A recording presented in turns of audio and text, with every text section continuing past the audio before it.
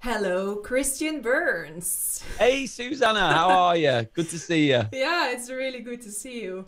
And actually, first of all, of course, I'm really excited to have you on because you have such an amazing track record as an artist. So I think, and you're a busy bee. So there's so much to talk about. I had like a million questions.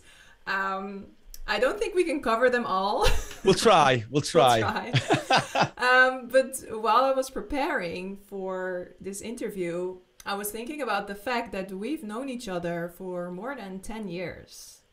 It's been a long Since time, yes, since Armin. since we toured with Armin van Buren, the Yeah. Armin only Mirage tour, right? Mirage, yes. So that Yeah. was, yeah, I 2013, right? think 2011, 12? Was it 12, 11? Was it 11? 10, 11. Time's just going so fast. Yeah, it's crazy. And so yeah, we were both touring with Armin and a bunch of other artists, and I still have amazing memories from that time.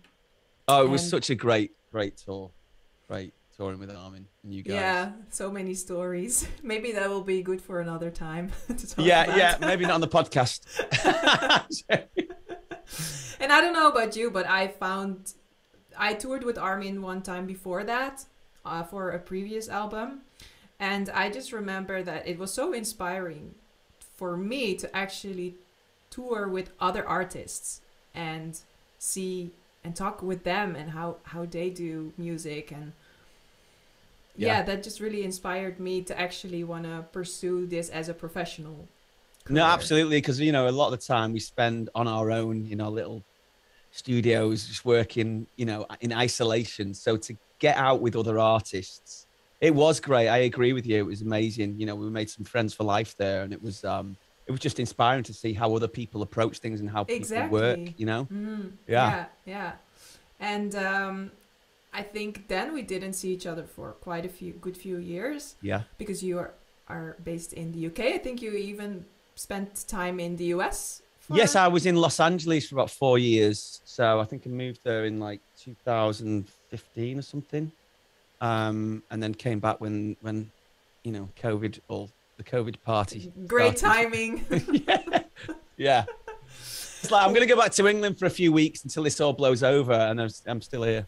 Yeah, a So few yeah, years later. yeah, Well, life takes us to unexpected places sometimes. it does. And well, I just wanted to start with your resume, and I actually wrote it down because there's so much that I couldn't memorize it.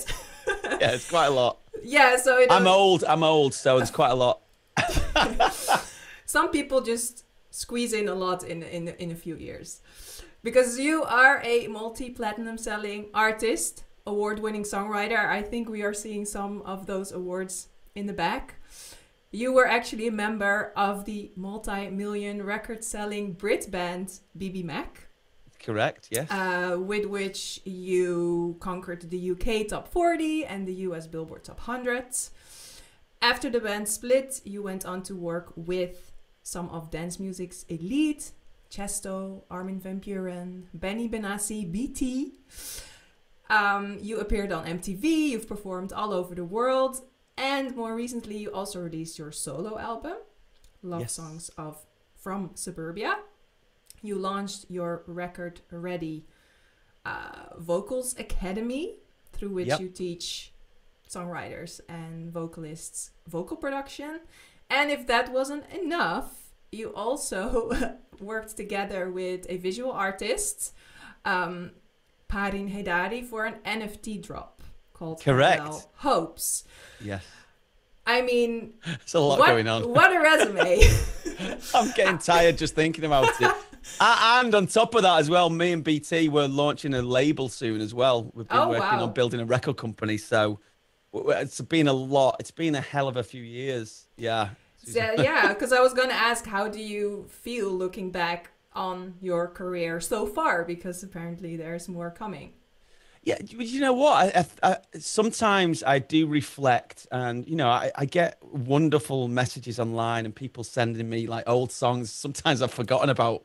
Like, oh, yeah, I did that one. I'm like, so it's great, and I've had a very varied. I've kept it varied intentionally, because it's just how I work better when I've got different things going on. I think I've got a bit of ADHD and I get bored with one thing. So I like to do many, many things. But yeah, no, I'm really, really grateful to do what I love. You know what I mean? I've made lots of sacrifices over the years to be able to do what I love, which is music. But I feel very grateful and just, you know, happy when you know, I do something and it connects with the fans, and you know, it's just, yeah, I love doing what I do. Listen, but let's be honest, it's not without its ups and downs. No, definitely. You know what I mean? But yeah, no, I just like keeping busy, always. And I suppose like music, like if I speak for myself, feel fortunate to be able to have made a career out of something that I love and that I've been passionate about since I was young. And you know, there's this saying like, if you do what you love, it's you never work or something like. Yeah, you never have to work a day in your life. Yeah. And I don't really agree with that because, I'm with you there. As you said, there are some challenges along the way, and it's a lot of, and we'll talk about this later, I'm sure, like often getting out of your comfort zone and putting yourself out there and sticking your head above the masses, basically. Yeah. So there is a lot of uncomfortableness involved, but it's so worth it. It is worth it. And I think, you know, nothing good happens inside the comfort zone. I think that one I do really agree with. Yeah, I think you've got, you know, if you're not uncomfortable, you're not growing, you're not moving forward. And it's very easy just to stay in your little zone and just like, you know, not put yourself out there.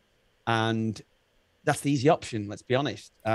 So, you know, I always, when things get easy, I have a word with myself and think, right, I need to change things up a bit and make it uncomfortable. I like to get uncomfortable with, I like to get comfortable with being uncomfortable as much as possible, as weird as that sounds.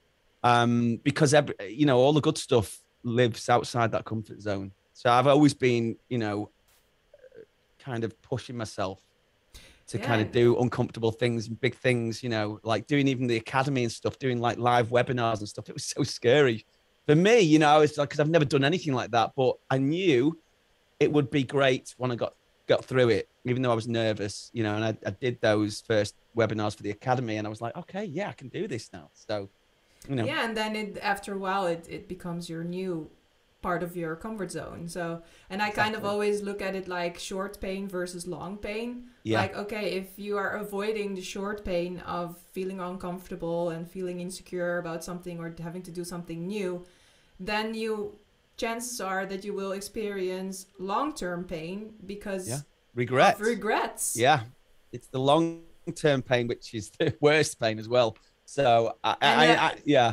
agree with you 100% on that. And I hear you also say, I'm willing to go through those things because I know there is a reward.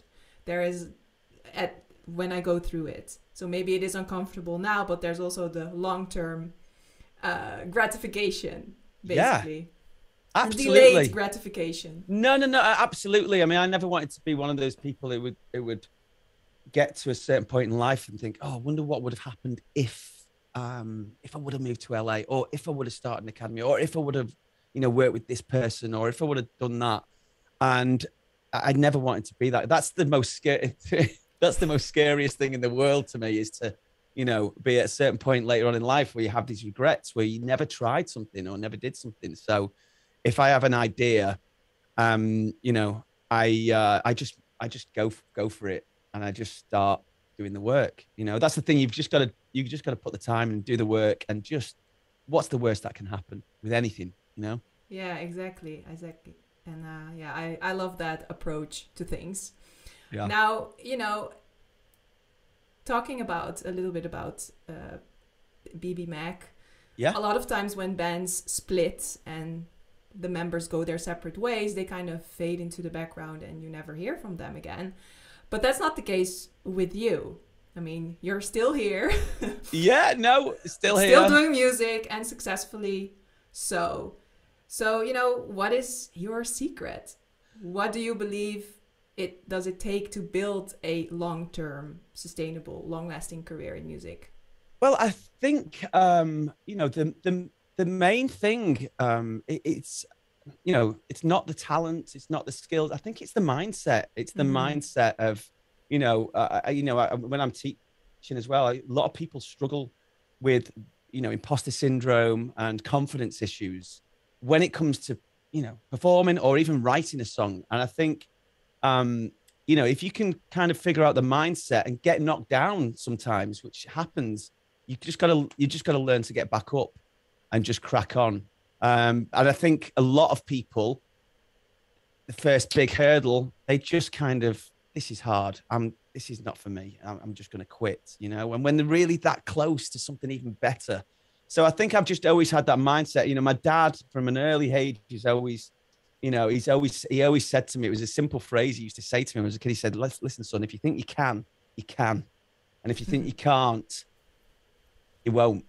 Yeah. And as simple as that phrase sounds, it really stuck with me all those years. And I always think of that when I'm if I'm going through something that's difficult, or I'm trying something new, or if I have something doesn't work out the way I wanted it to, I kind of get that resilience from, just thinking, no, I've just got to keep going. So I just keep going. And I think also I love music so much. It's not just a job for me, it's my passion. I Yeah. love it so much. And it just So keeps there's me not going. even a question about it. Yeah, I mean, you mentioned about, if you do what you love, you don't have to work another day in your life. It's slightly true, slightly a bit untrue. But on the whole, I think that passion helps me, gives me that extra boost to take me on those days where I'm maybe not feeling as motivated, because we all have these days, and we all have days where we're on fire and everything's like amazing. Even when it comes to like songwriting, I can go in the studio some days and I'm like, oh, nothing's working today. Okay, bye-bye. Hi, Netflix. And then the next day I'm like, oh my God, everything I touch is like, wow, that's amazing. Oh, listen to that. That's incredible. So you've just got to accept as well that it's the ebbs and flow. It's the ebb and flow of everything. It's the contrast in between the good days and the bad days, and just accept the bad days, that tomorrow's going to be a good day. So I just have this real positive kind of outlook on everything, and just dust myself off and keep going. Yeah. And the music industry, it's changed so much over the years, and you see people, bitching about it and, oh, it's not like it was, blah, blah. You've just got to adopt. You've just got to, get with the program, as they say.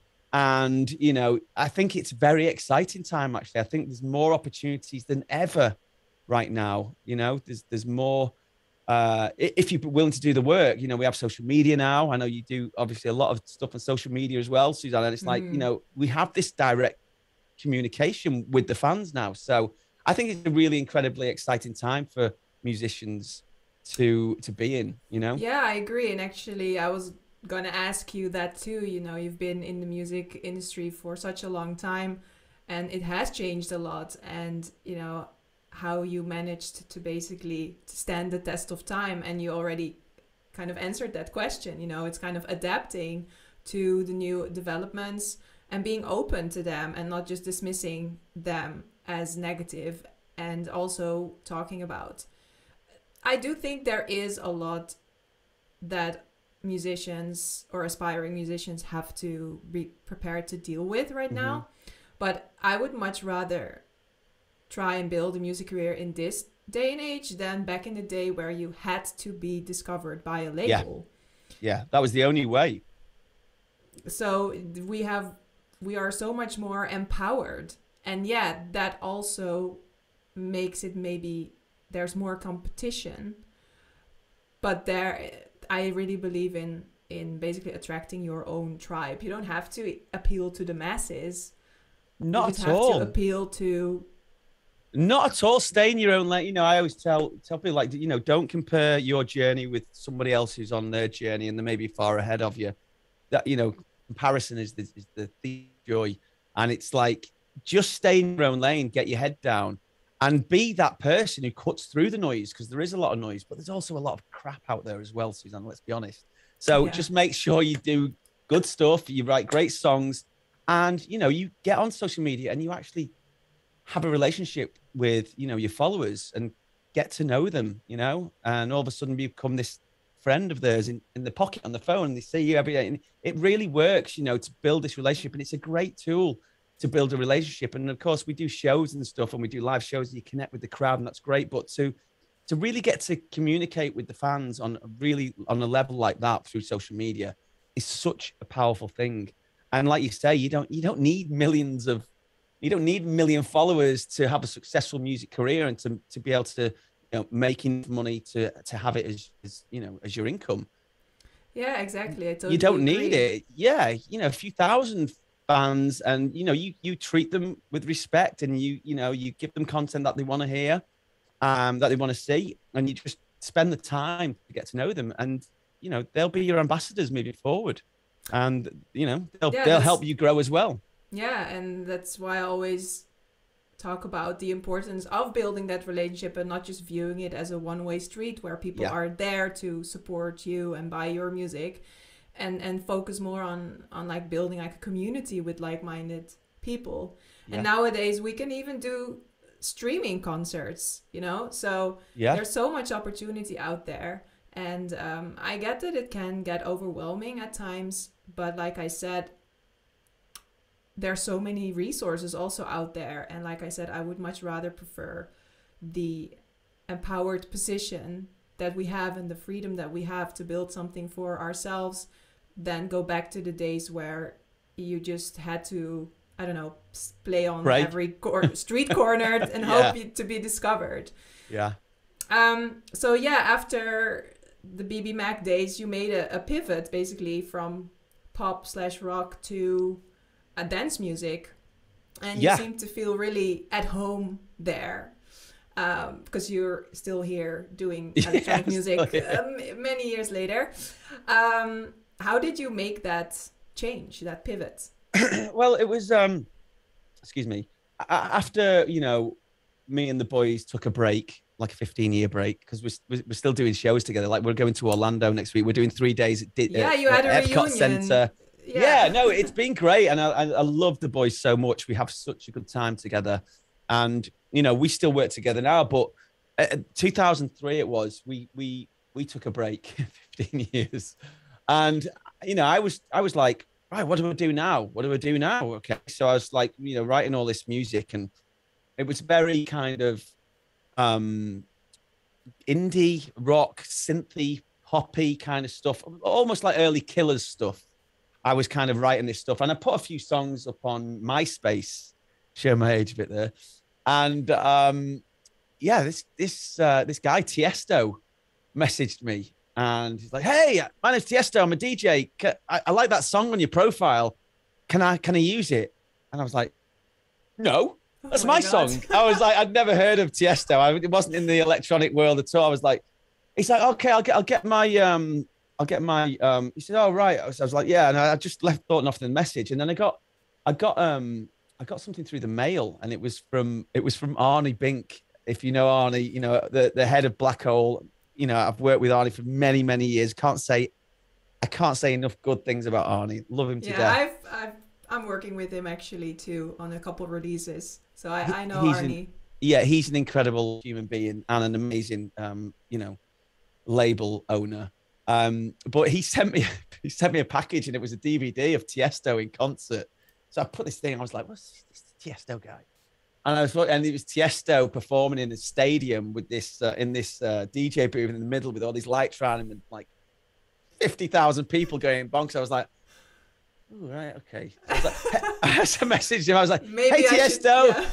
it's me again. Yeah, listen, about that track. You still can't have it, but you know, I'm quite willing to write a song with you. You know, we can do something else." So he said, "Yeah, great." And you know, again, for me, it was pushing myself out of my comfort zone. I'd never done anything with like a dance track or anything like that. So I just was like, you know, "Oh, what do I do? What do I do here? What kind of stuff do I write?" I thought, well, he likes that other song. I thought, well, I'll just be me then and just do my thing over it. And he sent me this really basic track. It was just a piano, and it was for a track called In the Dark, which was, you know, went on to be a huge, you know, song for me and for Tiesto. And yeah, I wrote In the Dark. One rainy afternoon, I remember I was in an old studio and I just wrote this track, got the vocal down. I was like, see what, you know, and he's like, oh my, I love it. I love it. So that was the first thing that that was my dipping my toes into the dance world.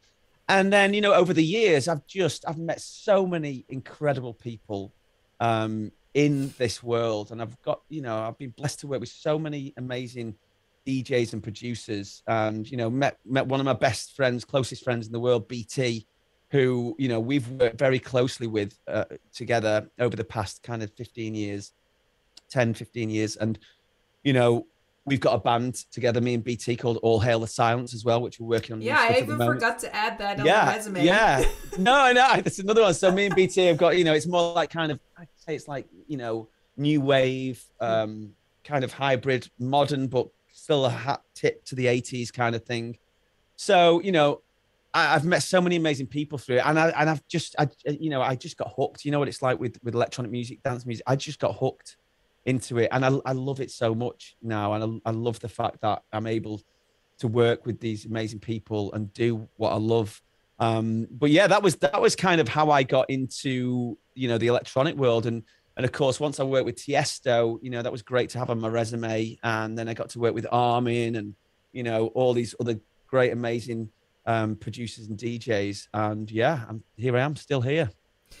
Yes, and still smashing out the hits. Yeah, I'm trying my best, Susanna. I'm trying my best, you know. So yeah, but I love it. I love the community, and I'm just kind of easing back into doing the live shows because I'm sure, like yourself, like everybody, the live stuff just kind of stopped in COVID, and Totally. I kind of like been slow to get back on it since it opened up. But I'm gonna next year. I want to push to get back out and do more shows because I do love it. You know, I've actually got a solo show in Malta in October, end of October. So I'm looking forward to that. But yeah, it's been a crazy journey, you know, in this electronic dance music world, but it's been brilliant. Yeah, and it just keeps changing and developing. Yeah. So I think that's really interesting. And talking about touring and performing live, you've toured with BB Mac, but also as Christian Burns, yeah, pretty much all over the world. And we've obviously shared the stage as well on a few occasions. Yes, that's right. If I speak for myself, like my first passion, the thing I've been dreaming of since I was little was to be on stage. Yeah. More than being a songwriter. Yeah. What is that like for you? Where does performing fit in for you?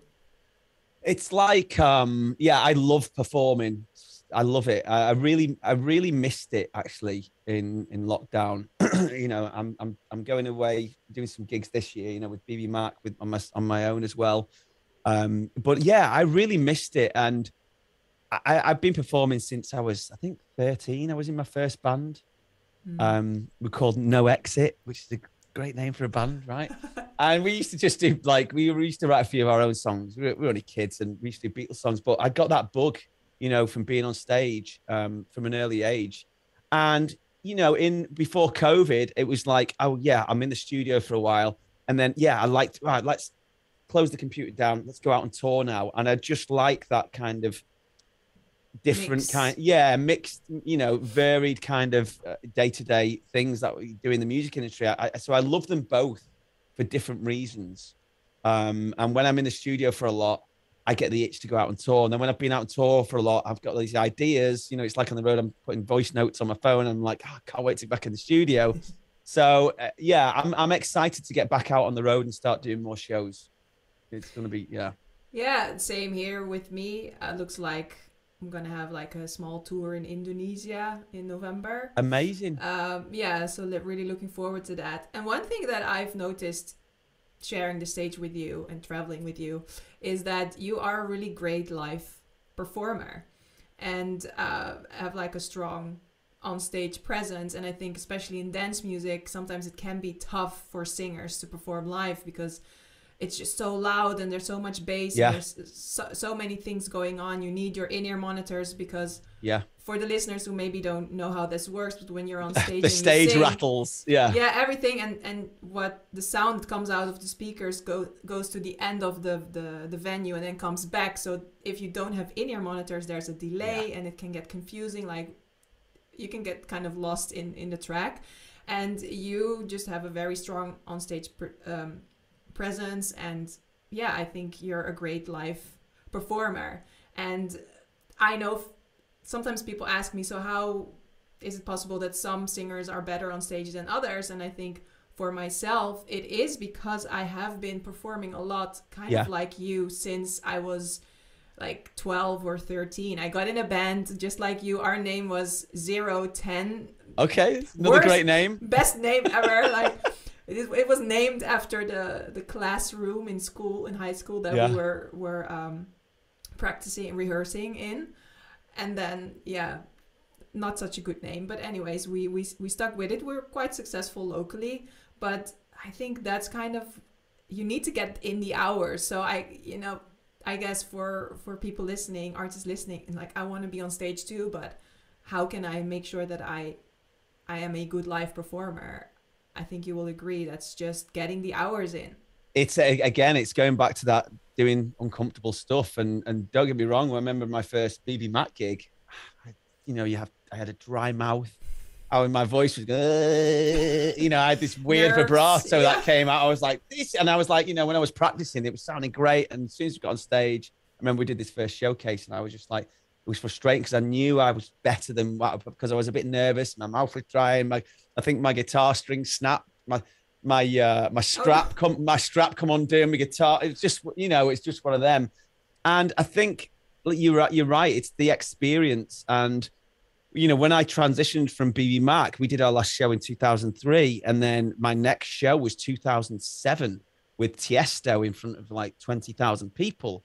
And I remember going on stage, and for the first time, I was on my own. It was different when I've got like two guys with me, my friends on stage with me, and we're playing off each other, and it's like that energy. And so I was on my own, and I was bricking it. I was really scared, but it's like it just came back to me. And I just love every second when I'm on stage. It's one of those times, I think you'll agree, you just go on and it feels like you blink, especially if you're doing like two songs with someone and you're just going on doing 2 or 3 songs. It's literally like, hey, Christian Byrne, you're like, well, it's like, it's gone, it's over, it's so fast. What just happened? Yeah, exactly. And it's even the same when I do my own shows, an hour long or whatever. It just goes so fast, but that just goes to show that you're having fun, So I think, I think the key is try and get as much sleep, so you've got that energy. It's really hard to kind of perform really great and have that energy if you've been up the night before drinking till 4 a.m. in the bar. I say this to some of my students who are going on tour for the first time and blah blah blah. I said, sleep, water is the best thing, because when you feel great like that, your confidence is good as well. So you go on stage with this confidence, and then as soon as the music starts and the crowd's like, it's just feeding off the audience. So it just has a compounding effect of just, the energy. So I think, just kind of looking after yourself when you're on tour is really important. That's a big thing, and that can be challenging if you have a few shows in one weekend, and especially because we are in the electronic music, a lot of times you perform after midnight. Yeah. And then your stage flight, at 3 a.m. Your flight is like, you arrive back to the hotel at 3 or 4, and then your flight is a couple hours later. So it can be challenging. So then it's important to start your tour feeling rested. Yes. And I don't know about you, but I actually still not necessarily feel nervous, but kind of dread going on stage. The days leading up to it, I think I have some subconscious stress that's slowly building. And, I have to pack, and I have to think what I'm going to wear, and hair and makeup and that stuff. And then, when the moment I know this from the moment I get on stage, I'm like, wow. Everything changes. everything changes, and then when I'm done, I'm like, I want to go again. Yeah, again. Yeah, so I still don't really understand what that is, because as I explained, I've been dreaming of being on stage since I was a little girl. I know that once I'm there, I love it. I think it might have to do something with mentally preparing for that moment. And I am confident about my voice. I am confident about my performances in general. Usually, if I'm a bit nervous, I'm just worried about the technical things. That's it. That's what I was going to say. That's what I'm exactly the same, Susanna, because I'm quite, I love going on stage, and I do get nervous before I go on stage, but it's more of a excited kind of little buzz I get in my chest. Yeah. But the things like technical problems, if sound check's like awful, then I'm a bit nervous. And also I have this thing like 2 days before every gig, I start coughing, and I'm like, oh, am I getting sick? And then I get, that's the kind of thing that happens to me sometimes. I just get paranoid that I'm going to be sick or something. I'm like, I'm like trying to just like not get sick before a show. But I think it's, I think it's only normal to have that anticipation. And, it's, there's some of these shows that we do, Susanna, they're huge, like the one we did with Armin was, how many people were there? 60,000, Sometimes, yeah. Yeah, it's crazy. So I think you wouldn't be human if you didn't have some anticipation or, some little bit of nervous energy inside you. But, I've kind of learned to just kind of use that to my advantage, and kind of, before I go on stage, I'll be running on the spot, and I'll just be getting my energy going and waking myself up, slapping myself in the face. That's a good one, actually. Yeah, I just kind of get, I remember watching an interview with Flea from the Red Hot Chili Peppers, and he gets down to his underpants and starts running around the back arena. He's got a real sweat on. He's dripping with sweat. And then he walks on stage, and he said it just helps him feel comfortable on stage, because you want to have this energy for the crowd on stage. So I obviously don't strip down to my underpants and run around the stadium, but I do a little bit of just kind of running around under the spot and just kind of get myself psyched up before. And that does help, actually. It helps me kind of calm everything and get on this level, because as soon as you walk on stage and the crowd are like, it's like something happens to us, doesn't it? As an artist, as a performer, you get overtaken by this energy. And if you're already kind of up there matching it, it just feels that it's not as lumpy to go on stage. It just feels more natural. So that's what I do. There's this very interesting thing that I've noticed. You were just talking about throat problems. And of course, going on stage, you get a lot of adrenaline from it most of the time.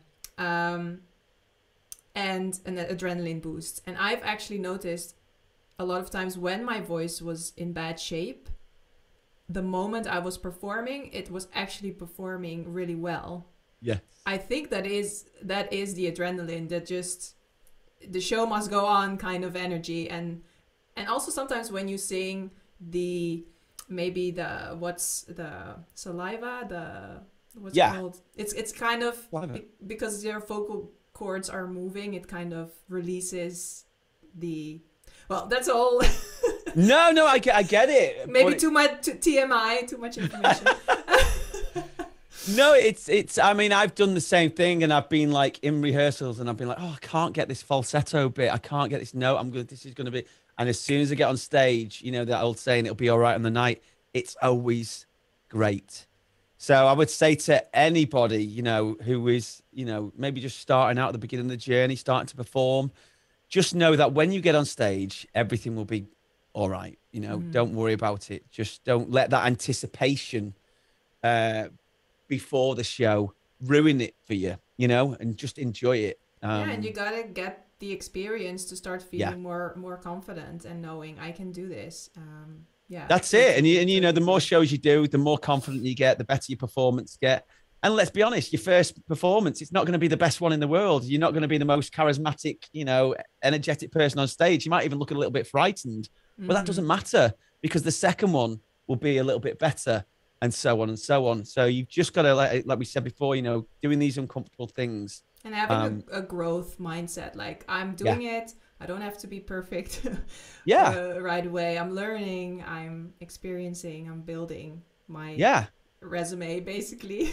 No, absolutely, Suzanne. I think, perfection is something, again, that just limits people. Mm-hmm. It stops people from moving forward. This fear of being judged by others, it really does slow you down in life. And it can be in your career, in your relationship, in whatever it is in life. So I think, there's a great book actually called The Secret Art of Not Giving a Fuck. Yeah. You can beat that out. It's Simple Art of Not Giving by Mark Manson. And it's a great book. And I read it years ago. And it really helped me actually to stop giving a shit about what people think. Not in a horrible way, not in an inconsiderate way, just in a it really helped. And I think, if you are struggling with that kind of fear, because it's natural, that happens to us all, you've got to be aware that you're going through that and just kind of, know that it's just your ego trying to protect you from failure. But failure is your friend. Failure is the only way you can actually succeed. Yeah, I love that. Failure. You know what I mean? Yeah, you've got to fail to succeed. And the people who are too scared to fail, they'll never succeed because they're too scared to do anything. And they're the people that will have these regrets later on in life. So if that's you and you're listening to this podcast, just stop giving a shit. Yeah, and what's the worst that can happen, right? Yeah, just go for it. Well, talking about perfectionism, like I said, I've been dreaming of being on stage my whole life. I knew I could sing and I wanted to be a singer since I can remember. But it took me much longer to actually start writing my own stuff. Even at the beginning of my career in trance music, I was performing what other people wrote. Yeah. And then after a while, I did have this growing desire to have more creative input, start writing my own songs, and also record myself and basically produce myself. But I kept putting it off. I guess I was kind of dreading the technical side, and singing itself and performing comes quite natural to me. Yeah. Whereas I was kind of afraid, I guess, that I would discover that songwriting and producing, that I was just not going to be good at it. It's kind of that perfectionism thing. And besides you being an awesome singer and live performer, you also are a very highly requested songwriter and vocal producer. And you launched during the pandemic. We talked about it a little bit before. Yeah. Your Record Ready Academy, through which you basically teach songwriters, producers, and singers to produce high quality vocals. Yeah. And you do that in two ways, right? You have a one-to-one coaching service and an online course. Maybe you want to tell us a little bit about it? Yeah, well, what happened was, Susanna, the pandemic happened and we were all at home just like, what happens now? And I was like, so I spent a few weeks just watching the news and biting my nails and drinking beer. And I thought, can't go on. This is obviously on for a while now. So I just said, right, I'm going to think about what I'm going to do here. And I was working with, me and BT, we've signed a few people to our label, which we're launching soon. And I was working with, the artists we'd signed, and as amazing as these artists are, and great at producing, tracks, when it came to vocals, I just felt that, a lot of them struggled. So they struggled with, writing songs or lyric direction. A lot of them struggled with, tuning vocals and producing vocals. So I started to just kind of help, they're on the label. I want your vocals to sound great, So I was like, right, I can help you. Win-win. So I started. Yeah. So I was like, all right, well, guys, listen, I'm going to do some, jump on Zoom, and I'm going to do some just teach you what I know kind of thing, just with the guys from the label. So I did this with some of the artists, and it was really successful. And the guys were like, oh, this is brilliant, Christian, and I was getting great results. I was like, oh, there you go. I didn't know I could teach. And then I thought, you know what, actually, I can help a lot more people than just the people signed to our label.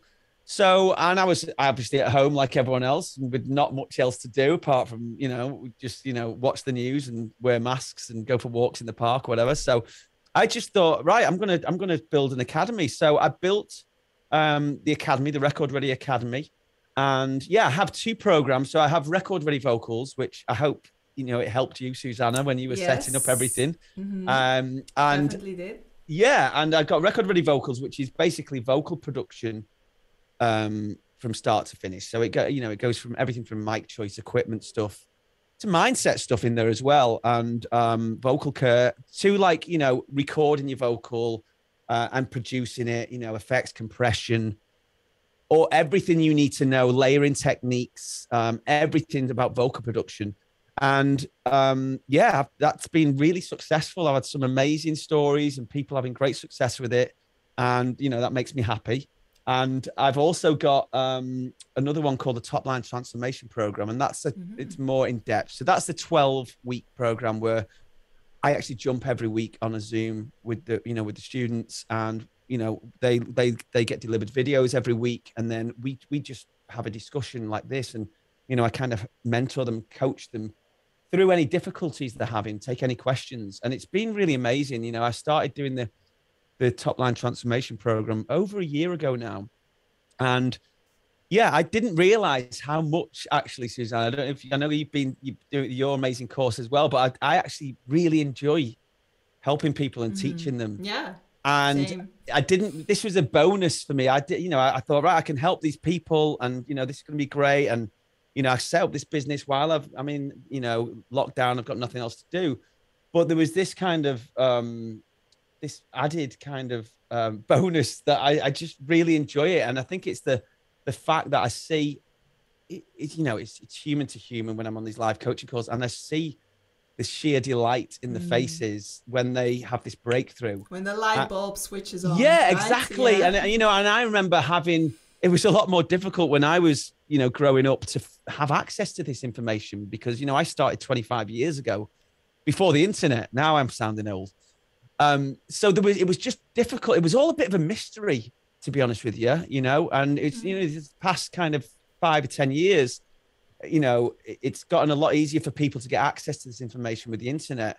I was lucky to learn from, some of the best people in the world in BB Mac when I was touring and in studios and working on albums. So, I was in a lucky position.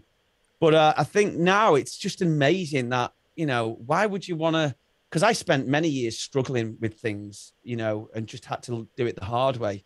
But I'm like, if I was starting to learn now, I was like, why wouldn't you want to shave at least, years off this whole learning process, and have from someone else's mistakes? Exactly. Because, I'm sure you've made mistakes. I've made mistakes over the years. And it's like, I could tell you something now, to my students. I was like, this is going to save you literally years of struggle. Right. Do this. You know what I mean? So it's like, oh, right. Okay. Yeah. Because, you go down these dead ends when you're kind of trying to figure things out.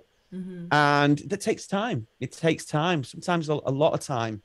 And I think, anything you can do to help speed the process up. I'm so transparent with my students. I say, listen, you've got to put the work in on this program. You can't just expect to get delivered these videos, not even watch them, and just think magically you're going to get this knowledge.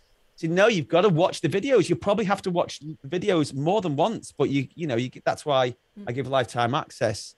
But it's just amazing, Susanna, that these things exist now. These kind of programs and courses exist. I mean, I've done quite a few myself on other topics of, like marketing and, building funnels and doing all that kind of thing. I've invested in myself to kind of learn that stuff, and it's been amazing.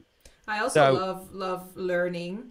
And I think actually being like a musicpreneur, like an entrepreneur, an artist, I have an excuse to invest in myself, in my development.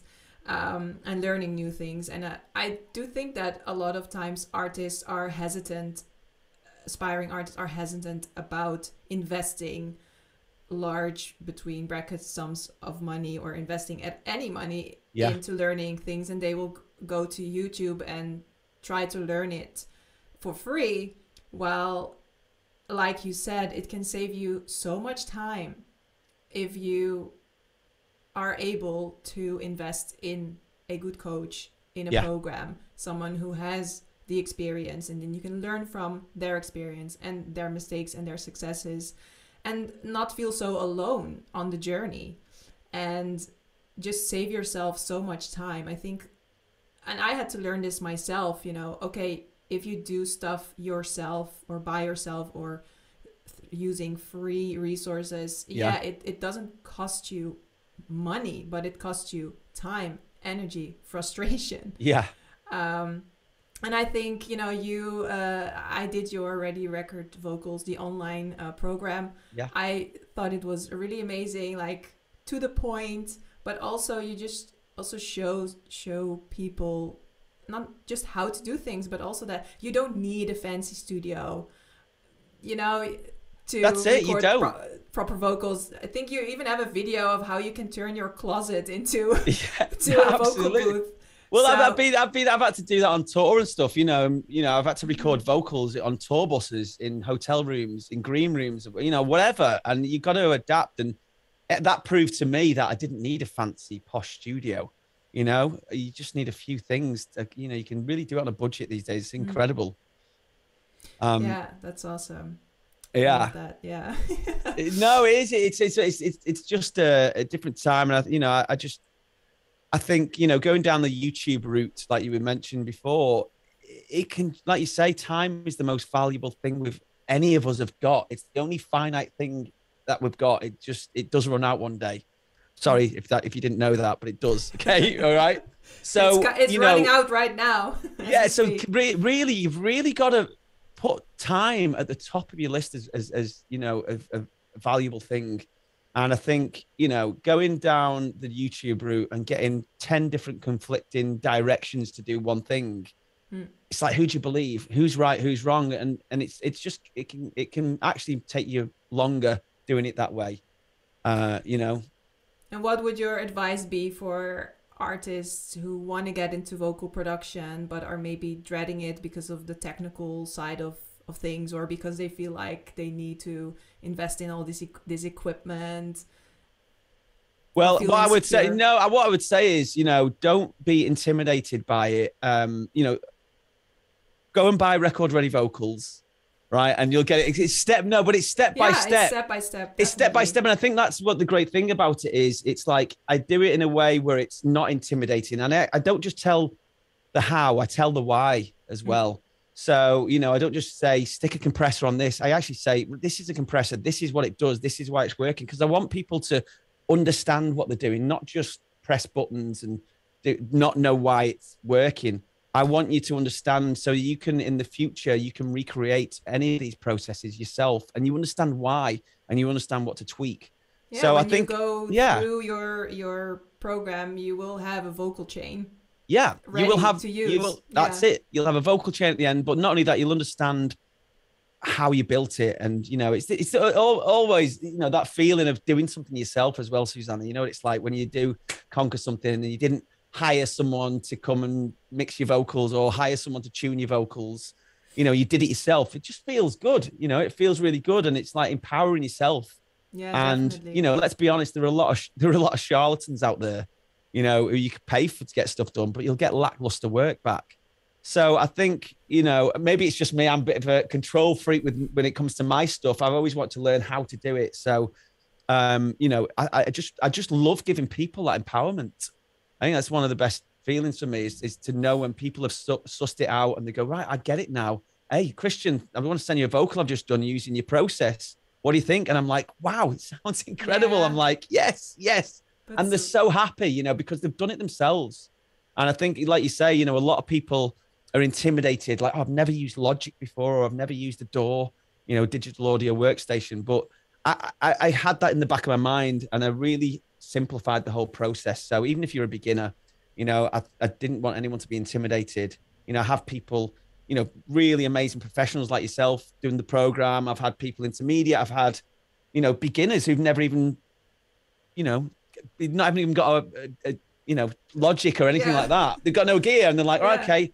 So it's been amazing. And I think it was a journey for myself to learn all this stuff. And it was something I didn't just learn in a week or whatever. It was something I've learned over the years and made mistakes, and it's changed my workflow over the years to find a place where I'm like, yeah, this is the sweet spot. This is the workflow, and this is what works great for me. Yeah. So yeah, it's been amazing. It's been amazing. I can definitely say that I wish looking back now, that I took the step to start producing my own vocals much sooner. So for anyone listening, you know, yes, it's going to take time, but the time is going to pass anyway, right? So yeah, that exactly. And it's a lot of fun. You know, once you get your head around like how to do this and how to get a great sounding vocal and how to tune your vocals and arrange them, it's actually a lot of fun building a track, because it's not just about writing the song. You can actually have a lot of creative input with the way you place harmonies, the way you place background vocals, the effects you use on your vocal. You know, you can have so many different looks or sounds to your one voice. You know, just because you've got this one voice, it can be very, very versatile. So I think it's, you know, it's a really gratifying kind of process. So I would say, yeah, empower yourself. You're going to save yourself a lot of money because you're doing it yourself as well. But it's also a lot of fun, and it's also, you know, a really gratifying kind of process to do. Definitely. Well, there's also another subject I wanted to touch upon briefly, and that is the fact that you also launched an NFT collection. Yes, yes. So for anyone listening who still doesn't really know what an NFT is, can you explain it in a few short lines? Yes, I'll try to. This is like when I try and explain it to my friends, and I'm like, oh, I'm just going to give up. No, NFT, it's a non-fungible token. So when people think of NFTs, I mean, it's used for many different things on the blockchain, okay? But it's used for art, okay? So when I'm saying an NFT collection, it's really an art collection. Now, the art can be a painting. It can be an animation with music. It can be just music. It can be a video. It can be anything creative, really.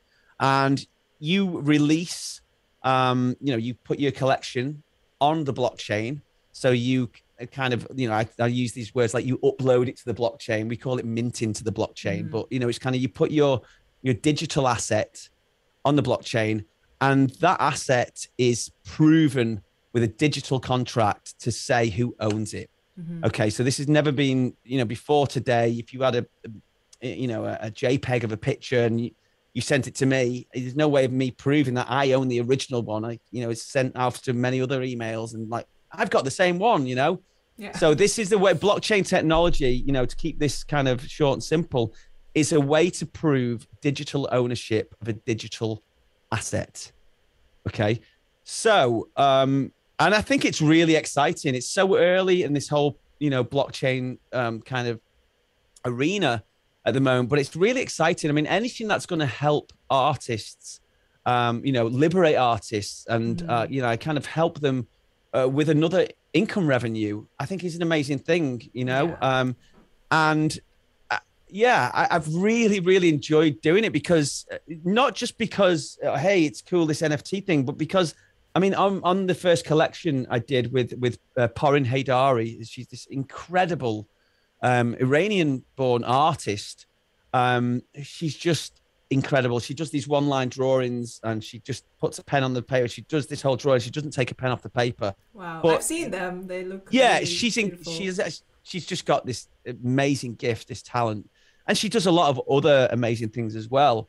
But we met in Liverpool at an NFT event with, you know, a mutual friend, Amir, and we just got talking. I was like, hey, you know, I want to do some NFTs, and she was like, oh, I want to work with some musicians. I was like, well, let's do this together. So we did this whole collection called Parallel Hopes, and as a musician, for me, it was you know, the NFT world. What I love the most about the NFT world is it's like it expands my creative canvas.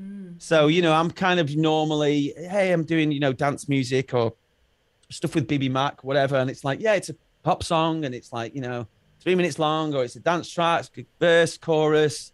You know, you have these kind of, not limitations, but you have these structures and stuff that you kind of usual thing to do. And on this occasion, it was like, I could just go crazy. I could do anything I want, anything in the world. There has to be no structure to it. It's just a piece of art. So I actually loved the whole creative process. I mean, if you listen to, you know, you can find it. They're on my Instagram, on Christian Burns _ on my Instagram. You'll see some of the pieces, and you'll hear the music, and it's very, very different to what I'm kind of known for, I guess.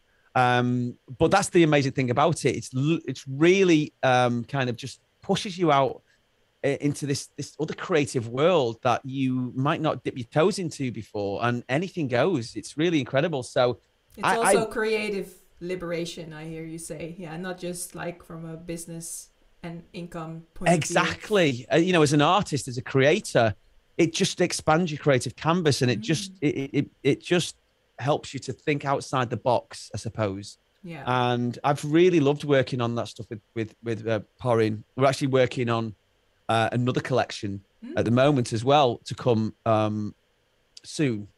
Let's say it's not finished yet. But again, it's these, you know, it's like a mini kind of, this one we're working on is a mini animation. It's probably like, I don't know, a minute long, but it's got this song with it. I won't say too much, but it's just like, it's just so amazing to be able to just do this, like the stuff that you don't usually get to do, you know, play in these different pools of you know, instrumentation and production that you wouldn't, and approaches that you wouldn't normally do. So I absolutely love it. And I think, you know, if you're thinking of like how to get into NFTs, it's very different to the normal kind of music stuff where you can, hey, I've got a single out today, come and, you know, buy my single or whatever, download my thing, blah, blah, blah. And you're on doing kind of, you can even do adverts as an artist on social media to get people, you know, to get your email addresses, build your list. It's not like that in the NFT world. It's all done, you know, I'd say most of it is on Twitter Spaces. So you've really got to put the time in and build these relationships with people and seek out your collectors. Yeah. It's like chat groups where you can actually speak to each other, kind of like Clubhouse. Yeah, so right? Clubhouse was the one in lockdown. I mean, I don't know if you got into Clubhouse on lockdown. I was all over Clubhouse on lockdown. I was like, yeah, this is great people to talk to. And so it was great platform. And yeah, Twitter Spaces is their kind of version of Clubhouse. So it's just audio rooms with lots of people. And, you know, you chat about stuff. And again, this was another thing. I had to get myself out of my comfort zone because, you know, you go into some of these rooms and there's 500 people there. And it's like, hey, Christian, you want to come up and speak? And you're like, and I remember talking on the microphone and my heart was pounding. I was like, Christian, what's up? It's like, you know, it's because what it was, I wasn't used to public speaking like that. I was used to singing. So I felt comfortable singing. So again, I had to put myself through that and, you know, that comfort, out of my comfort zone to do those things. But I did that and I was like, oh, this is great. I actually enjoy doing this now. So again, it was another thing out of my comfort zone to do. And, you know, it was out of my comfort zone to do this fine art. I've never done anything like it apart from songs and stuff. So yeah, it was amazing when, you know, it was a success. And I was like, okay, I'm a fine artist now. That's great. I'll take that. Yeah, so another add to another description to add. And I think on a practical level, a lot of people kind of wonder, okay, yeah, they can imagine a visual artwork in combination with music. But in your opinion, how can musicians create or leverage NFTs? And I've always wondered a little bit, if we're just talking about a piece of music without any another art connected to it, what is the value of the consumer to buy that music NFT if they can just stream it somewhere on Spotify? Well, they can stream. Well, there's some great things going on. It's different. You know, I mean, there's a company called Royal. Sorry, I don't call it Royal. By Blau. The DJ, he's put together Royal, and it's kind of fractional ownership of publishing. So, you know, people will put the song up there and then people will buy a fraction of that song and they will get the related fraction of royalties for that song forever as well. So the kind of giving, you know, this is the first, you know, the publishing is kind of spread out to the people who buy the song, you know, some of it. So there's cool things going on like that. I think it's very early days for just music NFTs. And I think somebody is going to crack the code with that. There's a few things going on at the moment, but I think just the best thing to do is, if you are interested in it, is just start going into spaces and start listening and start making friends on there. You know, that's the best way I can say, is to just go in there. And, you know, obviously it's the blockchain. So everything is at your own risk. You know, this is not financial advice by yeah, me exactly, yeah. at all. I'm going to say that disclaimer. You know, it's quite volatile as well. You know, there's It's so still many ups and quite downs. experimental as well, I think. It But really is. I mean, it feels like I've been in it for. It's been around for ages, and it feels like I've been in it for ages because you know a week in the NFT world feels like a year. It's like it moves so fast.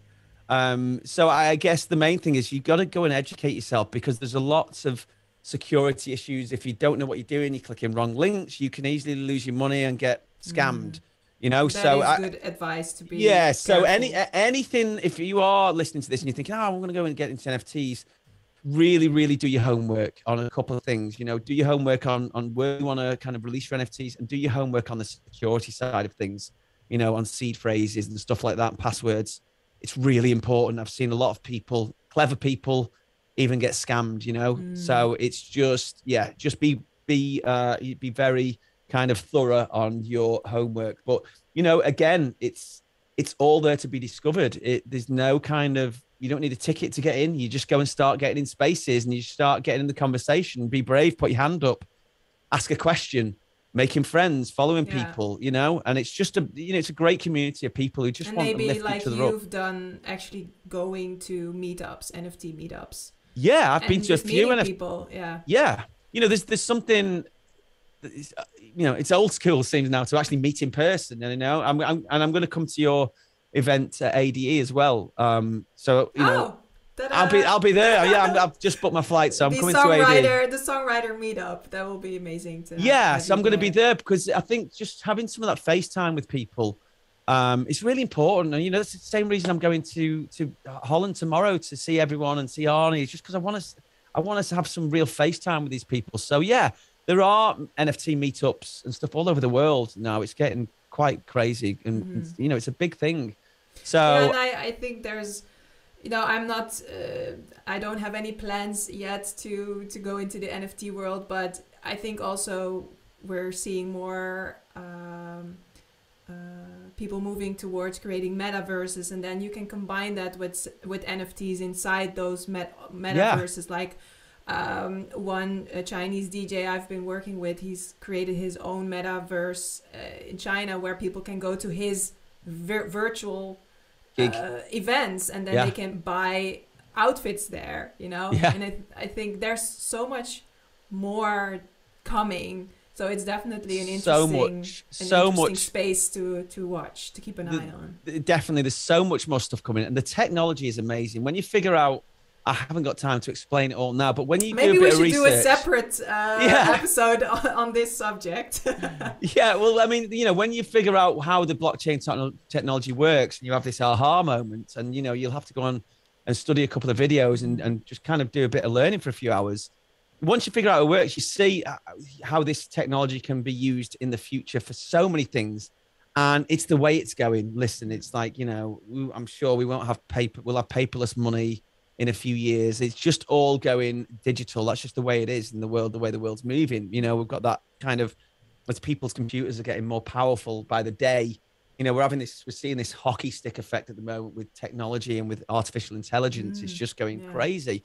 So I think if you're not keeping one eye on that now as an artist, you're missing out. Even if you don't jump in head first now, I think it's worth anybody who's just curious to go and check it out a bit. Do a bit of research. It's worth spending an afternoon checking it out, watch a few videos, see what you think. Be curious, you know, I think being curious yeah. And like we were talking about earlier, about how you managed to stand the test of time. It's also about adapting and being open and staying curious about any new developments. And that also kind of leads me to one of my last questions for today. You know, first of all, I just want to congratulate you on your career and what you've been doing and the things that are to come.